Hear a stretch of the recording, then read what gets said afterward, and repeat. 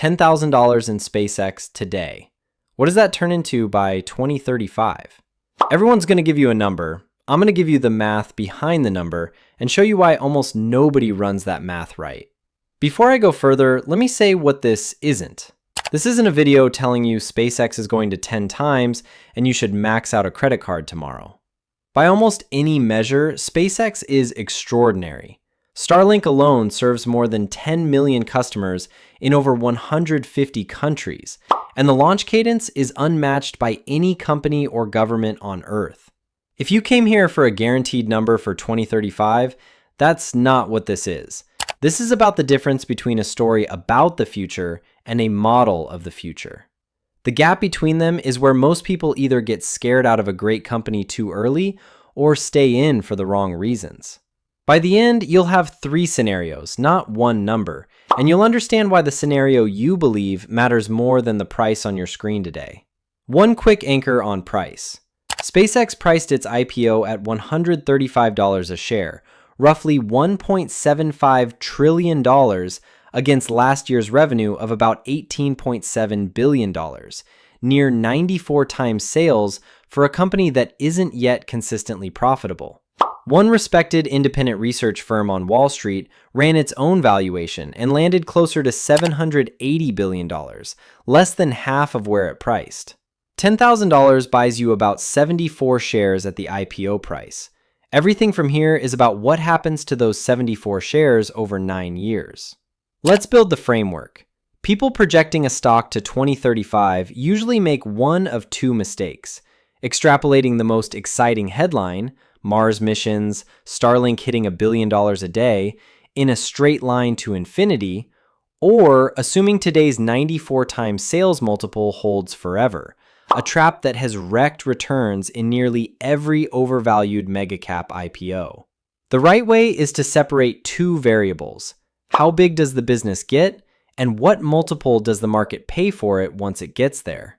Revenue growth and valuation multiple are 2 different bets, and conflating them is how people end up disappointed even when the company performs well. Starlink is the engine. It's growing revenue near 96% year over year, and the long-term bull case for SpaceX isn't really a rocket story anymore. It's a global internet and data infrastructure story. Analysts modeling SpaceX out to the early 2030s put Starlink's standalone revenue potential anywhere from $30 billion to over $80 billion annually, depending on how aggressively direct-to-cell, enterprise contracts, and international expansion scale. Layer on Starship, which, if it succeeds at SpaceX's targeted cadence, could lower launch costs and open new categories: in-space manufacturing, satellite servicing, crewed missions under NASA's Artemis program. And there's a piece that wasn't part of the story 2 years ago: the consolidation of xAI's Colossus compute stack under SpaceX, positioning it at the intersection of space infrastructure and AI compute demand. Now here's where the 3 scenarios come in. Scenario 1 is the bear case. Starlink growth slows to a more normal 20 to 30% as the market matures. Starship stays mainly a cost reduction tool, and the AI compute angle contributes modestly. Revenue grows from roughly $19 billion today to $90 to $120 billion by 2035, a 5 to 6 times increase. But the multiple compresses. A company growing at 20 to 30% trades closer to 8 to 12 times sales, not 94. That puts the 2035 valuation around $900 billion to $1.4 trillion, roughly flat to moderately up from today's $1.75 trillion. Your $10,000 becomes somewhere between $5,000 and $9,000. That's a loss, even with real revenue growth, because the multiple did almost all the work on day 1 and has nowhere to go but down. Scenario 2 is the base case, where most independent analysts covering this sector land. Starlink keeps compounding at a high rate before settling into the high teens. Starship gets reliable enough to meaningfully cut launch costs and open modest new revenue lines, and the AI infrastructure piece becomes a real, if not dominant, contributor. Revenue might grow to $200 to $280 billion by 2035, roughly 12 to 15 times. The multiple compresses to 6 to 9 times sales, still a premium for durable growth, but nowhere near today's 94. That puts the 2035 valuation between $1.4 trillion and $2.5 trillion. Your $10,000 becomes somewhere between $8,000 and $14,000, roughly flat to modestly positive. Underwhelming for 9 years until you remember the starting multiple already priced in years of growth before you bought in. Scenario 3 is the bull case, the one that gets all the attention on social media. Starlink scales globally with minimal competition.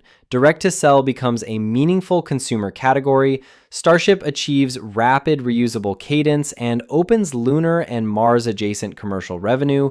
And the AI compute business becomes one of the largest hyperscale operators on the planet. Revenue could plausibly reach $400 to $600 billion by 2035, a 20 to 30 times increase.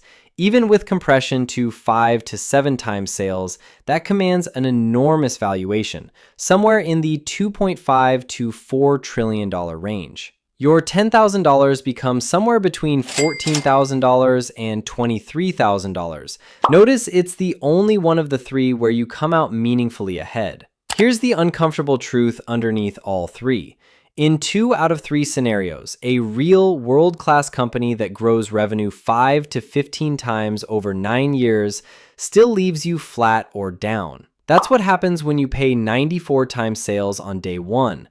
Growth has to outrun multiple compression, and the multiple has room to fall before it reaches what most mature, profitable tech companies trade at today. The price you pay determines which scenario you need just to break even. Buy lower and the bear case stops being a loss and becomes a modest win. Buy at today's price and even the base case isn't enough. So where does that leave you if you're genuinely drawn to this company? Because you should be. The smarter path isn't avoiding it forever, and it isn't buying blindly at the IPO price either. Let the unlock calendar and the first 2 earnings reports do their work over the next 6 to 9 months.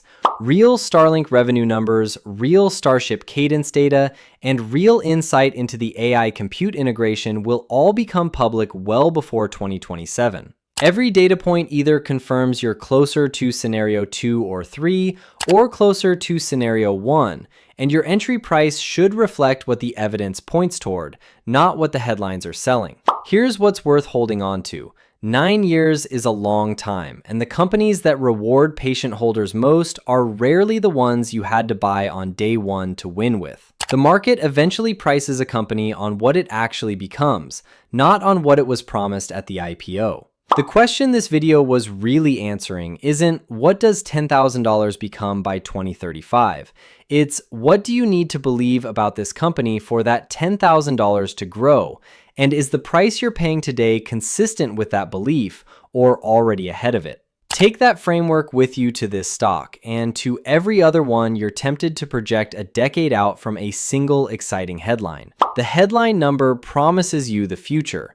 The model shows you what has to be true for that future to show up in your account. Pick which one you let make your decision.